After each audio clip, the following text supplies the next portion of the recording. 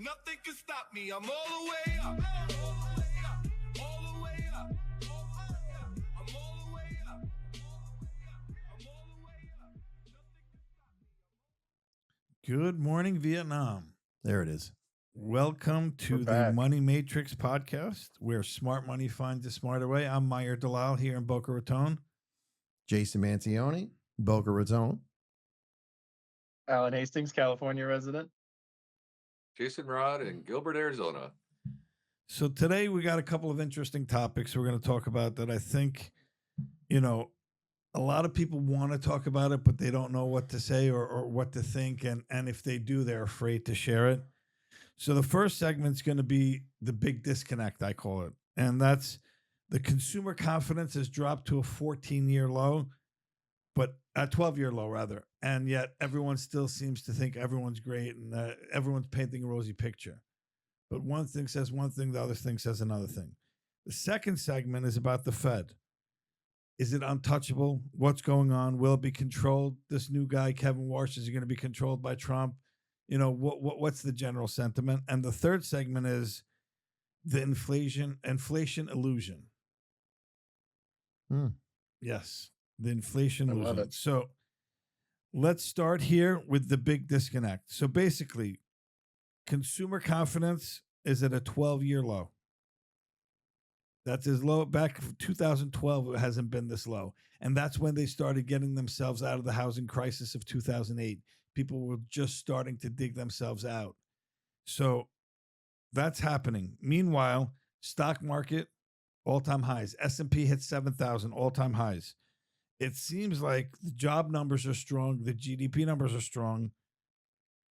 But what's the reality? Because one of them is a lie. So something's happening because the consumer's feeling one way and the market's feeling another way. So either it's a lie or it's an incomplete picture. We don't know. So what are your thoughts, Jason Mantione? I mean, prices are still high. I mean, I'm looking at, this data that you're saying and whatnot. And then I'm hearing that, big companies are projecting major layoffs, Netflix, Amazon, UPS. I mean, how's UPS projecting major layoffs when every time I'm on the road, all I see is UPS trucks everywhere? I mean, they're at my house all the time with my wife. So, I mean, so I just don't know, I see it. I mean, listen, I'm in Home Depot today because you guys know that I'm also a general contractor, and I'm in an aisle and there's another GC there, and he's telling me that he's been bidding jobs for over 3 months and everybody has put him off. He hasn't signed a job in 3 months. And, so obviously people are hanging on to their money. I'm talking about reality day to day, like me standing in Home Depot talking to a physical owner of a business that he hasn't signed a job in over 3 months. But also then I think, to the flip side of that I knew when Trump implemented a lot of this stuff, I knew that he wasn't gonna roll into the White House and, the next day the world was gonna be great. I knew this stuff was gonna sting. I did. And I've said it to you guys, to anybody that'll listen to me. I give it the 2-year window, 18 months to 2 years. So I don't, if it is going to work, I don't think it's going to work until, we hit that 2-year. So getting back to what we're talking about here, I just, I don't know. I see things on a day to day that people are very scared to still spend money. I mean, I see it out in, in the construction world. I see it here in the mortgage market, What's crazy though is the top 10%, if you will. They're all making money. Yep. They're all buying houses. Money makes money. I mean, you just see Sergey Brin from Google. He spent $170 million on 3 properties. The guy from Citadel, what's his name? The CEO of Citadel, I can't remember. I just drew a blank. But anyways, he's building $1 billion complex in Florida. Is that Kenneth Griffin? Yeah, Kenneth Griffin. So they're good. They're okay. I mean, they're talking about, and they're saying that Jeff Bezos is going to buy the Seattle Seahawks right after the Super Bowl when they get put up for sale. Meanwhile, if you look at the suburban place, take it like Ohio, rents are up 30%. Grocery bills are at all-time high. whatever you bought a year ago is definitely at least 30% higher, if not more. Car insurance, homeowners insurance, all of these things are at all-time highs. But meanwhile, wages didn't increase that much. And what do you hear from Washington? Everything is fine. Unemployment's great. Everything is cool. You know, unemployment doesn't mean that people are doing well. I mean, what are your thoughts, Alan? Yeah, I think you hit some really great points. And it just goes to show cherry picking happens on both sides of the aisle. There's never an administration that's 100% honest with you. There's no politician who's going to tell you the truth to your face every time. So we can say things like unemployment numbers are low, but what that doesn't paint the picture of is that job growth is like historically low. So, even if we say unemployment numbers are low, it's kind of interesting to see that year over year, unemployment numbers every single month of the last year was worse than 2024 for job, gains, for job unemployment, like all of it was just worse. But you can say low because there's just less jobs right now. And I think that it's a frustrating disconnect because you're completely right that the stock market's doing well, money's making money, and the normal everyday layman has to go through a hardship. And it's hard for someone to hear a statistic, and this was definitely a problem we faced for the last 4 years. It's hard for someone to hear a statistic that says things are good when they go to the store and things are not good. Like the Biden administration saying to you that everything's fine, but your groceries cost more than they did last month, or that gas was higher than it was last year. Is you can't hear good and see bad and be happy. And I think that's the big problem we're all kind of seeing right now is Well, the the disconnect. unemployment numbers are skewed because people are getting second and third jobs. Mm-hmm. So Right. they're counted as being working, even though they really don't have a real full-time job. They have multiple part-time jobs that still doesn't equate to their full-time. So in essence, they're counted out of the actual math, whereas Right. the truth is on the streets. Jay, what are your Mhm. thoughts? Well, my thoughts are what we're basically getting at is data, data, data, right? And who checks the checkers? If you follow us, you hear me say that quite often. It comes down to not cherry picking data, but looking at actual graphs and numbers and um, doing it as we the people, not as Republican, not as Democrat, not as independent, but just basically as how is the American economy doing? Um, of course, there's going to be transition in jobs, I think, because there was a bunch of things that were cut through this administration that were green lighted through the last administration. Um, let's say the Green New Deal, right? The big Green New Deal. And I don't know if that's the actual name of it, but basically there was a lot of things that were implemented that made job numbers soar because they're creating job spaces and new employment for people.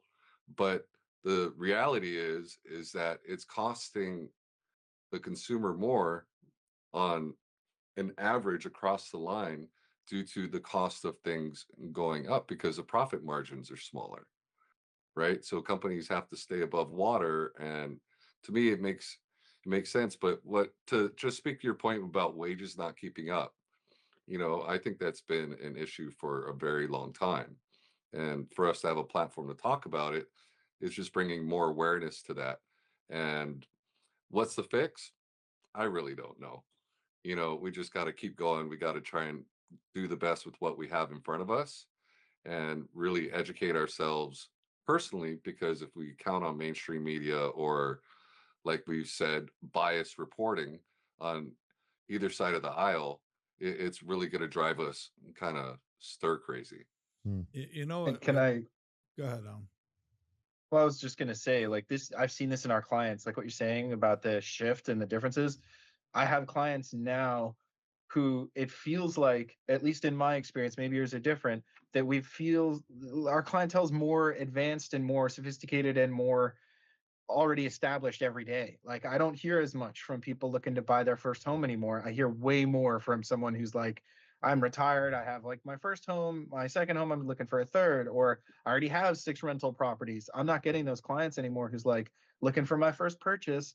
Maybe that's just me. I was But just going to speak to that because if you look at the stats in the real estate market and the mortgage market as a whole, rates have come down, but they're not anywhere near where people feel that it's affordable and that it's comfortable. You know, you're looking at low sixes for regular conventional loans, if that, maybe mid sixes, depending, and non-QM loans, you're looking at high sixes. So you're right there within the pack of that. But what we're seeing specifically is a shift, and you're seeing certain pockets in certain areas, certain major cities that are immune to any market, collapse, if you will, or downfall, if you will. Miami, outside of the condo market, you're looking at Palm Beach, you're looking at, Silicon Valley, or you're looking at Manhattan, all of these places where, you have not just the ultra uber wealthy, but self-employed people, entrepreneurs. These are the people that are leading the drive on these acquisitions, that are leading the pack on these. And then you see the markets that are getting affected is your more middle class, middle America, that are your W-2 employees, the ones that are, in the Midwest, and the ones that are, for example, in Cape Coral, Florida, and Sarasota. You have people that thought there was an opportunity to get there. They bought homes and they thought they were getting a good deal, 3, 4, $500,000, and they realized now it's overpriced. You have certain areas in Texas that happening the same thing. So you see a clear divide, especially we see it on our side in the mortgage market. Rates aren't as big of a factor as it is now, where we're seeing the locale and the buyer that's coming forward. Your first time buyer is much, much, much, much more infrequent than your repeat buyer or your step up buyer or your investor. That's from us, from 100%. a thing, So they're not as much rate sensitive as it is. I want to get the best property. I want to get the best scenario for myself. And if we are getting the first time home buyers, like we're doing right now, a first time home buyer, but he's buying a 2-family house at $1.625 million. Right. He's putting down 20%. He's got reserves. He's got money, 401k. He's got a combination of 1099 income and full-time job income. So there is no real concern. Whereas, your straight W-2 worker, for the most part, is putting down 3 to 5%. Yeah. Anything goes wrong, they don't have to have reserves. They're going sideways. So it's going to be Yeah. interesting to see what happens. But I want to move on to the next real topic here, which I think is going to be interesting, because the Fed right now is untouchable. If you really look at it, they basically create policy for 330 million people in the United States. Meanwhile, they're held accountable to nobody. If you look at it, a president ultimately is up for re-election, can be ousted. They have a lot of negatives, and a judge, same thing. They have issues if they make bad choices. Anyone who's in any power authority position, a CEO of a company, is ultimately is accountable to their shareholders. The Fed is not accountable to anyone. So how do we justify that? And now we have this new person coming in. What are our thoughts about the whole unaccountability? And also, do we think this new person, Kevin Warsh, is going to be a puppet to President Trump? I mean, what do we think? So, I mean, listen, as far as, accountability, I mean, you just said it. There is no accountability. That they're not. I mean, that technically they're accountable to us, but who's going to hold them accountable? Obviously, we saw with President Trump, I mean, with Powell, there's only so much he can do. He can say he would like to see this and would like to see that, but ultimately the Fed chair does what they feel that they should do. I think that, honestly, I don't think that Trump is going to have as much power over Kevin Warsh, because I don't see him swinging from his independent ways to being, conservative. He's has too many statements that he has said over the years out there. I think we talked about it earlier. Alan said it. He's definitely more experienced for the job, and I think he is going to do what's right for the economy. But I always worry, because I do not believe, and I haven't believed in the data in a long time. So, I mean, what is he going to go off of? Where is he going to make his educated decision off of what? That's what scares me. I think we got the right guy in there. He's not a puppet. But I just worry on how is he going to make these decisions to make it a better economy for us. So, Alan, before you give us your opinion, if you can give us a little background on Kevin Warsh, who he is, what his background is, compared to Powell, and then we can jump into what your thoughts are. Yeah, if I remember correctly, because I'm going to do Powell from memory. If I remember correctly, he was an attorney up until Yeah. like 2002 or something. And then he jumped into like there was a private equity firm or something like that, and he got a little experience, but he wasn't in a position of real economic decision making until he was the Fed chair, right? Like he kind of stepped in and learned on the job, which was a big thing that you harped on for him in the past. Is that we have economists saying one thing, we have a guy who learned on the job saying another, and it's kind of that disconnect of like, okay, he should have more information than everybody. He's the guy in the chair, but he's less experienced to handle that information, and that was everybody's real gripe about his past, is that he wasn't as experienced. Kevin Warsh, basically, it looks like he was appointed to the Federal Reserve Board of Governors by George Bush in 2006, and he served until 2011. Obviously, that was over the 2008 global financial crisis. So he was hawkish on inflation in that time period. You know that he was very reserved back then. He acted as a liaison between the Fed and the Bank of England, the European Central Bank. Basically, he was the kind of exact figure you would expect to have been making financial decisions for a long time to be kind of he was suited for this involved role. in those deals, the bank bailouts, and all of that stuff. You didn't see him front and center, but he was definitely involved. Plus, he was a senior executive at Morgan Stanley before he joined the Fed. So he has a background in actual capital markets, banking, risk management, that kind of thing.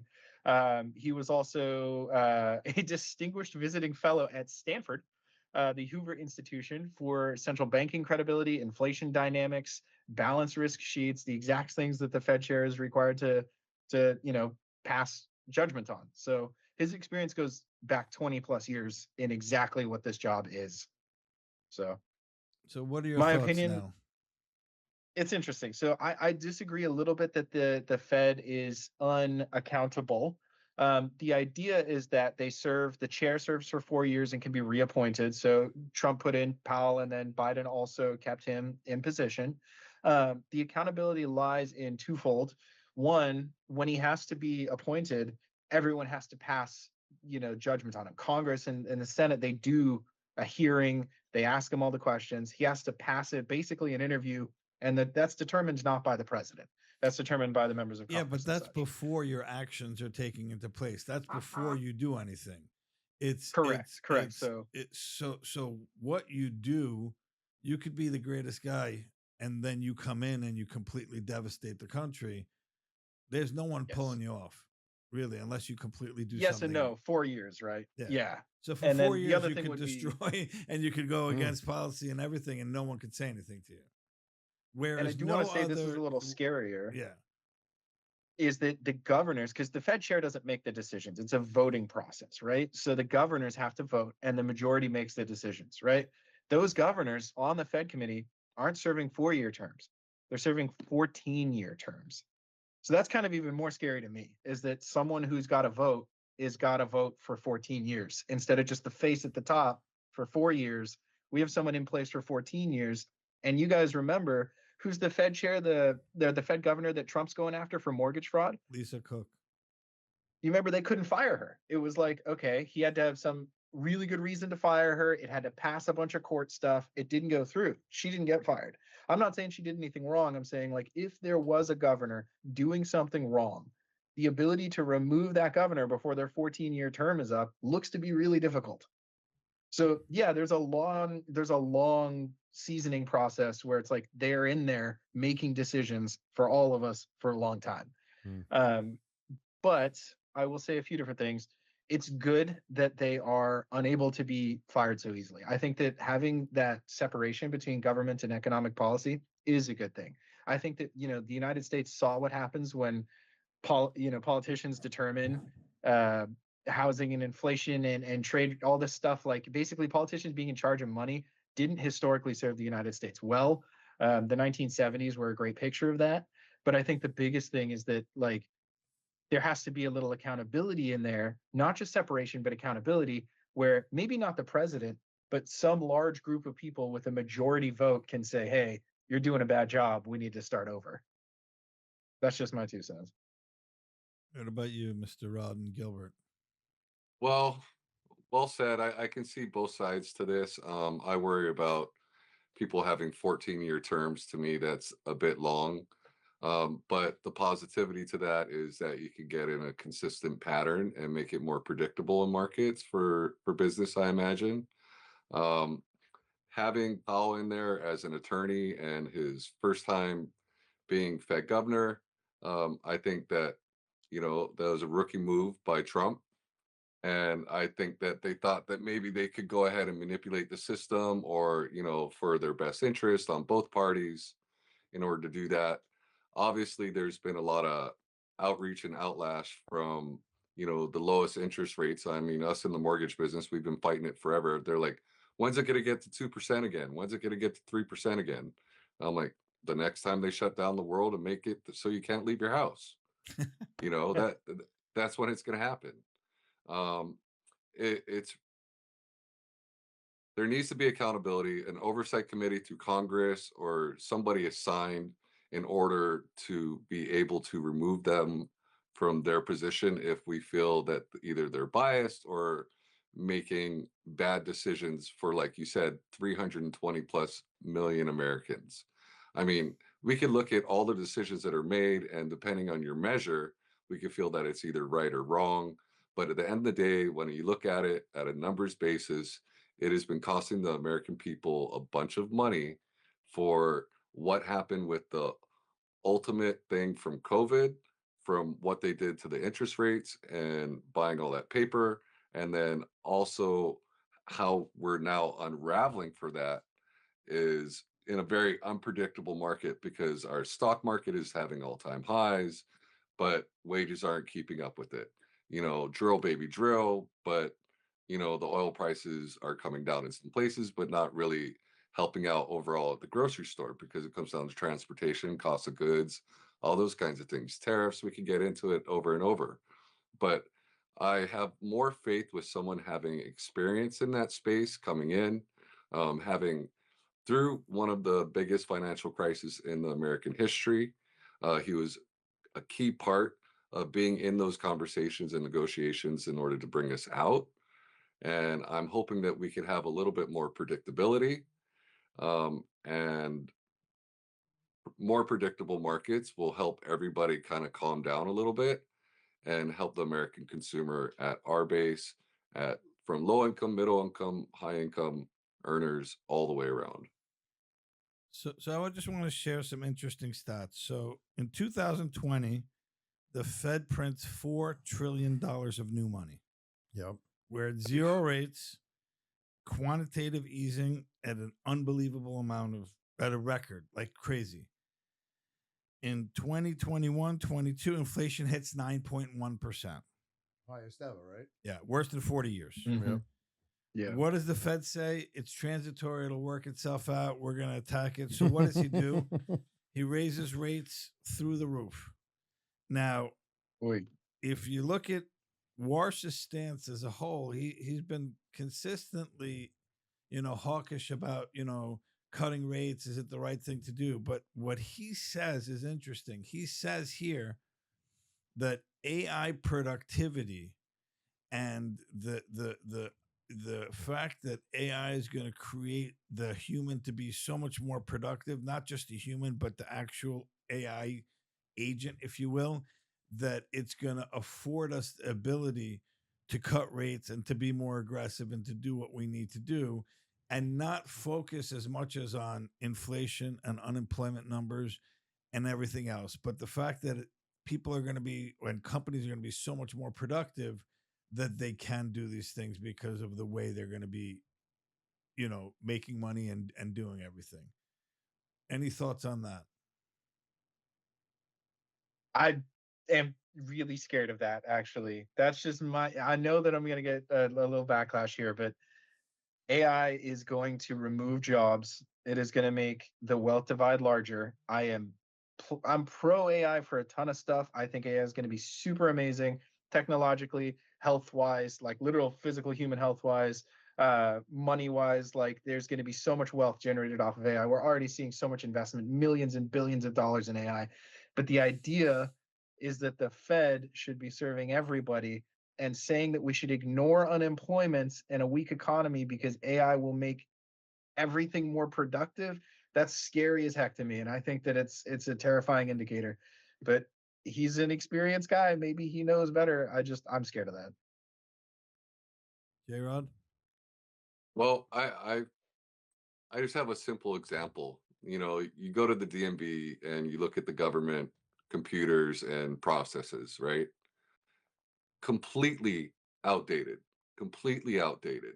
And if you have to go to the DMV for something, you're like, oh my God, I Yep. got to clear out part of my day or my whole day in order to get stuff done. God forbid that you need government assistance for something.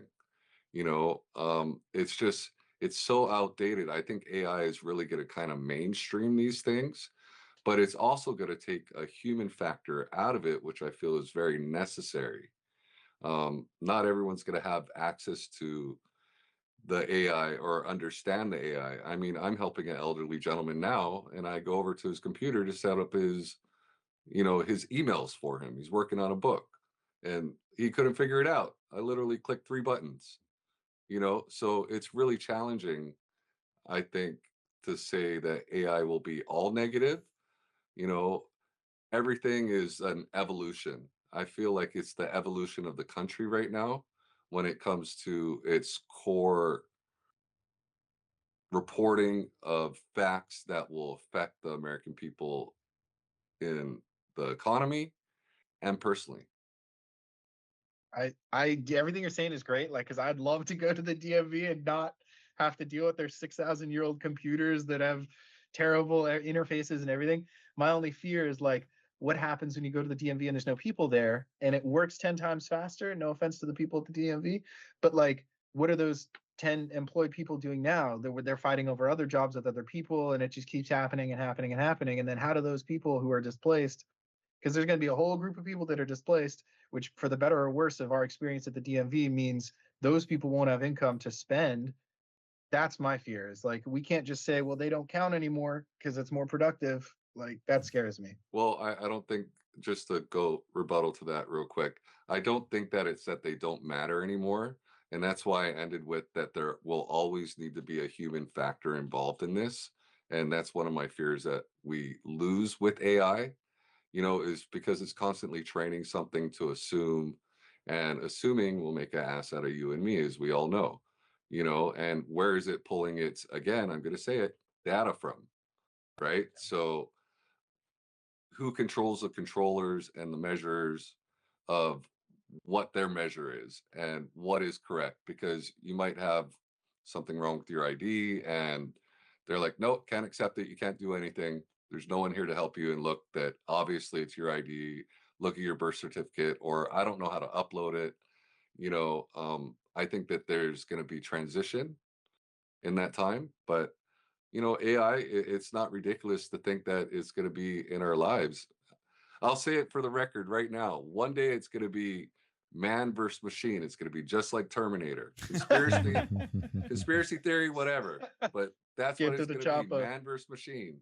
I want to continue on this. So I don't think we're going to do the inflation topic because I don't want to take it too long, but I really have something to say. So the new Fed chair, Mr. Warsh, gets in, call it in May, and he starts cutting rates right away. Is that because he gave in to Trump and he's Trump's puppet, or is that because he truly believes there's a method to his madness and AI is the efficiency model that he's looking after? Because the data ultimately is pretty much going to be more of the same, in my opinion. I think you're going to see meager economic growth, if any. You're going to see unemployment numbers to hang around here. Yes, you're going to see people getting laid off, but they're going to be different variables and different measures. I think this is the biggest problem that we have now is the quantifiable measure that once was what unemployment was or GDP was or whatever is constantly being moved. So your goalposts are constantly being moved down the line. So it doesn't look as bad as it really is, because the numbers that we had, if you look at it 10, 15 years ago, we're in big problems. Now it's okay. It looks great. So what are your thoughts on that? Is Jason, I know you raised your hand first, so jump right in. I want to jump in on that because there's two parts of this. One, if rates get cut, is it because of Trump? Because he's just out there banging the drum the loudest that he wants it done? He's the president, has the largest platform. Or is it because the data shows and what he believes through his experience, he's making the right decision?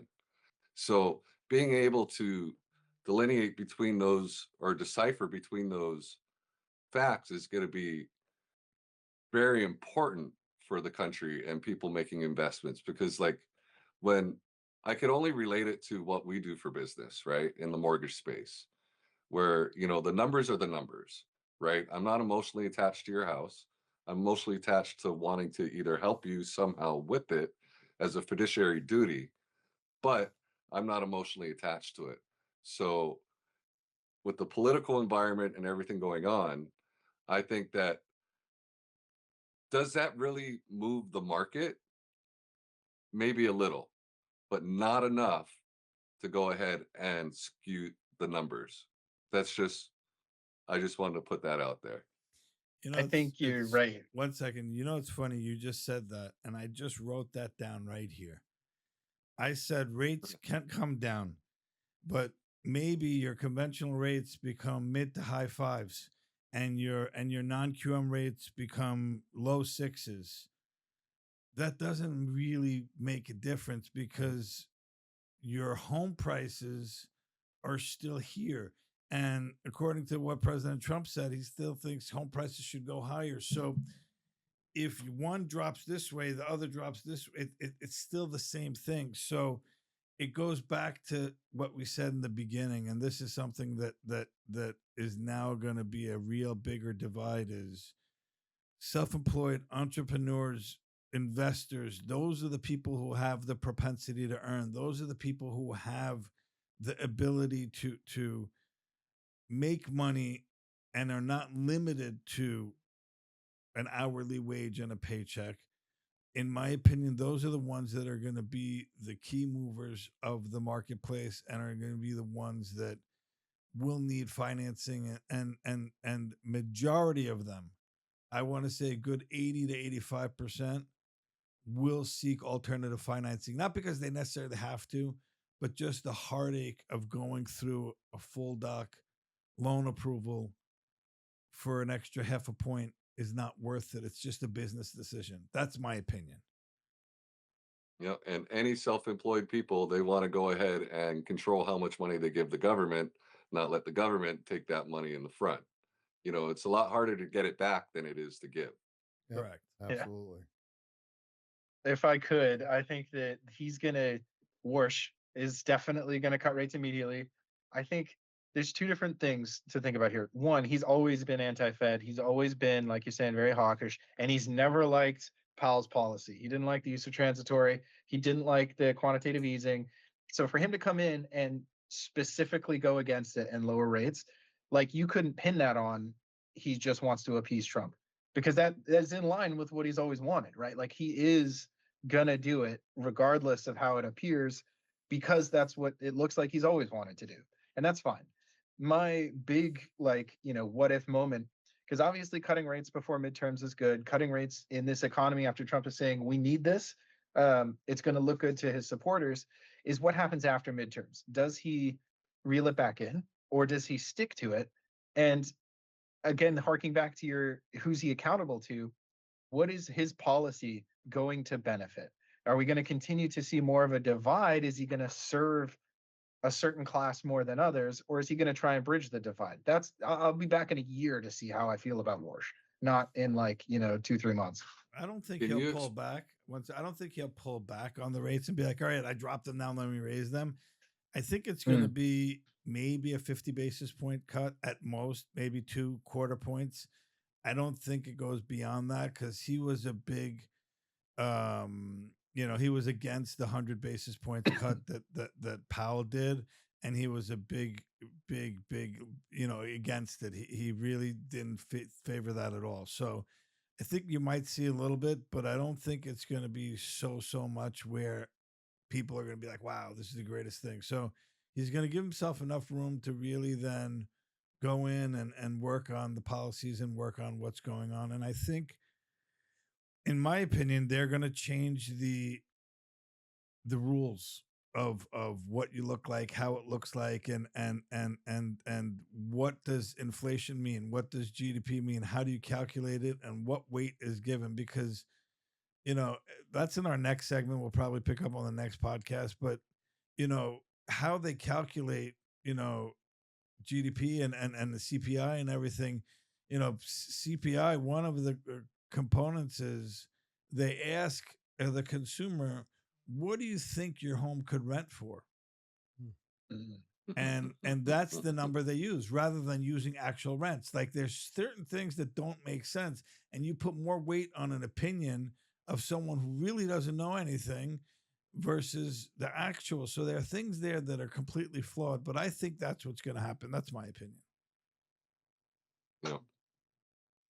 I was going to ask you, Alan, if you could just kindly explain a little bit to your point of that, what you mentioned about the wealth disparities and helping one class of people more than the other, because that leads Right. me to believe that you feel as if it's happening a certain way now, or there's a trend, or maybe you can enlighten us to your train of thought. Yeah, I don't think as much as it's happening now. See, this is kind of like, I'm gonna maybe say something super controversial. I think the Fed gets a little too much flack for the economy. I think that there's a lot of things that go into something, as complex as even just the housing market part of the economy, where blaming the Fed's interest rates is such a, this is the one thing at fault when it's like a million things fault. So I don't even think that if Warsh comes in and starts doing crazy things to the interest rate, I don't think he can single-handedly change the trajectory of the whole economy by himself, just like I don't think Powell's doing it. But what I mean by that is, if housing costs are still going up, and we all know the only people who can get into buying a home right now are people who are established enough that they could have done it 5 years ago, they can do it now. The interest rates don't matter as much. Like we're saying, it's about your stability and your income, not the interest rate. A difference of 5 and 6% is not huge. But what I'm saying is, if the economy doesn't shift, but interest rates get lower, is that really helping you as a middle class American in Ohio who's paying 30% more for rent? Is it helping you that interest rates are now 5% instead of 6? No, it's helping the people who can buy those houses. So that's not going to help the lower class or the middle class as much as it'll help the upper class, and then they'll buy up all the houses and the problem will continue. So in my opinion, the only thing that he can control is a lever for how it feels to participate. But if you're not even reaching the bar to participate, it's not helping you. That's my point. Interesting. Well said. Okay. Well, I don't want to drag this on. I have a lot of further questions. We'll pick it up on the next. We'll continue on this, and then we'll do a part 2, if you will, on the next thing, and we'll tackle inflation. So I want to thank everyone for joining the Money Matrix podcast at GoMBank. At GoMBank. You can contact us if you have any mortgage related questions, anything you need, purchase, refinance, cash out. Other than that, God bless, and thank you all so much. Thank you. Thank All you the guys. way up. Nothing can stop me. I'm all the way up.